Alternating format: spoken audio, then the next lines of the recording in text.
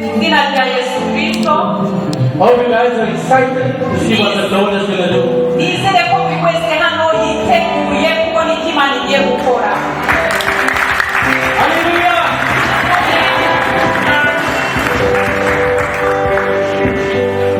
Right, just last night we did a song, Nimugoroba twiziye indirimbo, a new song, indirimbo nshya, and we're going to be playing it with the band and with the choir. kandi agiye kuyicurangana n'abacuranzi bacu ayiririmbane na watwifini.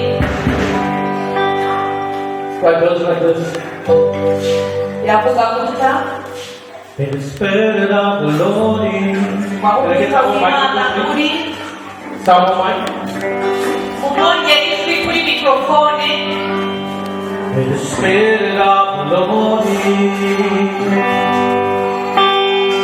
There is freedom. Umwuka w'Imana ni umudendezo. May the Spirit of the Lord in. Umwuka w'Imana ni There is freedom. umudendezo.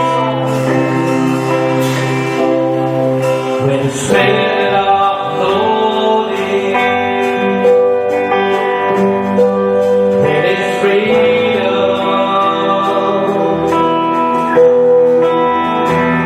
When the Spirit of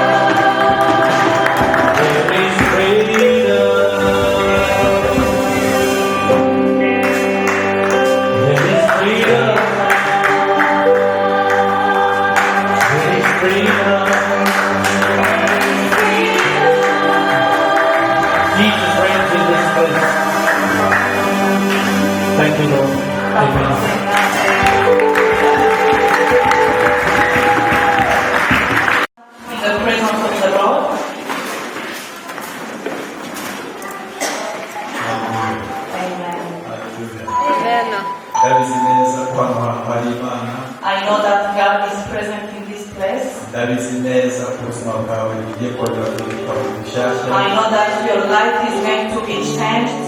Ndabizi neza ko ugiye guhura n'Imana mu I bishyashya. know that you are going to meet God in a new way. Ndabizi neza ko urwego uriho ruza guhindurirwa amateka. I know that the level you are at is going to change. Ndabizi neza biturutse mu nzara n'inyota wazanye. I know from the thirst and the expectation you have. Ndabizi neza ko uza guhura n'Imana. I know that you are going to meet God.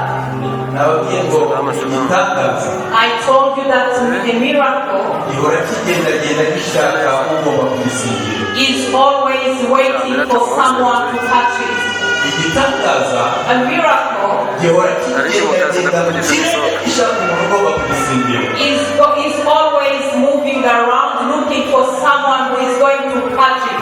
Umuntu ushaka icyakira The person who gets a miracle ni umuntu wari witeguye is the person who is ready, wamaze gutegura umutima who has prepared his heart kugira ngo abashe guhura n'igitangaza. to meet his miracle. kugira ngo mujye mubona ubutumwa uko bwagiye buvugwa uhereye muri Matayo gukomeza. If we look how the gospel went from Matthew to Revelation, kugira ngo muragenda mubona ibitangaza uko byagiye bikorwa. you can